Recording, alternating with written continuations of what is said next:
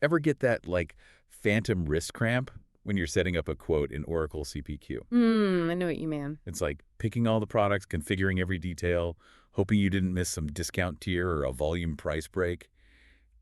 Digital writer's cramp, almost.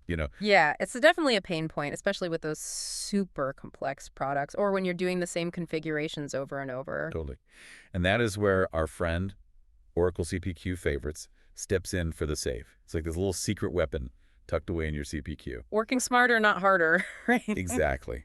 But more than just saving a few clicks. Right. I'm done. CPQ, like at its heart, it helps businesses make sense of those crazy product catalogs and pricing rules so every quote is, accurate, Hmm. efficient.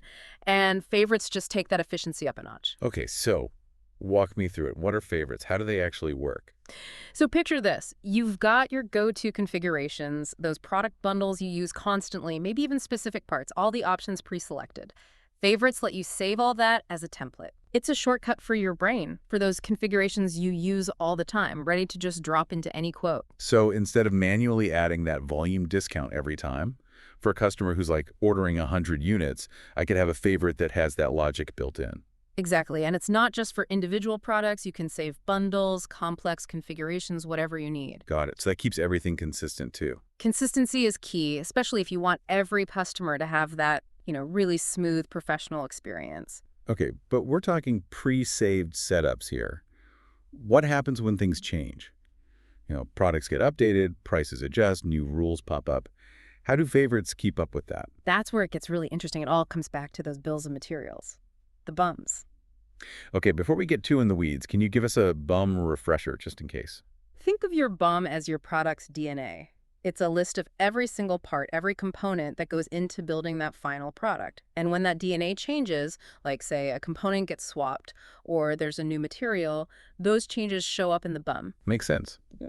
So how do our favorites fit into this whole bomb picture? Favorites are linked to that BOM structure. It's like they're always on, always watching for any little change in the BOM. And when something does change, favorites have this system of status badges to give your sales team a heads up. Status badges. Now you've got my attention. What do those tell you? How do they, actually work? Okay, so say you're looking through your favorites and you see this little yellow triangle on one of them. That triangle could mean a product in that favorite has been updated in the catalog, maybe pricing changed or a new rule was added. Huh. It's like a warning light saying, hey, you should probably double check this before sending it out. So even though I'm using a pre-configured template, these badges make sure I'm still working with the most up-to-date info. Precisely. They're a safety net, prevent those costly errors, and make sure your quotes are always accurate. That's huge. These favorites are psychic or something. They just know when the BOM changes and they flag it for you. That's got to be a load off anyone's mind who's ever had to go back and manually update a bunch of quotes. Absolutely. And the best part is users don't even have to think about all the technical BOM stuff or catalog updates. They just know their favorites are good to go with the latest and greatest info. Automatic version control, but for quotes. Version control for quotes. Okay, I like the sound of that. But let's say I do get that little yellow triangle telling me about an update. What happens then? Do I have to, rebuild the whole favorite from scratch? Not even close. Oracle CPQ makes it super easy to manage those updates. You just review the changes, see what's been affected, and boom, update your favorite in a couple clicks. No drama, just efficiency. So it's not just saving time at the beginning when you're setting it up. It's also about making those updates down the road, keeping those favorites fresh. Exactly. Now, I bet you're wondering who's in charge of all this favorite maintenance. Is it the sales users, the admins, maybe like the Oracle CPQ fairies? Uh-huh. Okay, I'm not ruling out those fairies just yet. But seriously, who's got the reins here? Usually it's a team effort. Administrators are key in setting up the whole system, defining those rules, making sure favorites are linked to the right BOMs and catalog info. So, the admin is the architect, they lay the foundation, right? Exactly. They build that strong, reliable framework. And from there, sales users can take those favorites and make them their own, customize them for certain deals, even build their own little library of go-to configurations. Okay, so we've got a nice balance of control and flexibility. I like it. But let's talk about the real-world impact for a sec. We keep saying saving time, reducing errors, keeping things consistent. But what does that really look like on the balance sheet? Right, the million-dollar question. Picture a sales team that's not getting bogged down by those tedious manual tasks anymore. They can spend their time doing what they do best, talking to customers, understanding their needs, and closing those deals. Shorter sales cycles, better win rates, more revenue. It's like they say, time is money. And if you eliminate all those configuration headaches, your sales team can focus on actually bringing in that revenue. Precisely. And it's not just about the sales team either. Having a system like this lightens the load on your technical folks too. They're not putting out fires all day, fixing errors, hunting down old info, or answering panicked calls from sales trying to send out a quote. Everybody wins. The sales team's happier, they get more done, the tech team can focus on bigger picture stuff, Yeah, and the company, well, the company sees those gains in efficiency and profitability. that's a great way to put it. But there's one more piece we should touch on: the customer experience. Oh, right. With all this talk about internal stuff, we almost forgot about the most important people in all of this, the customers. Exactly.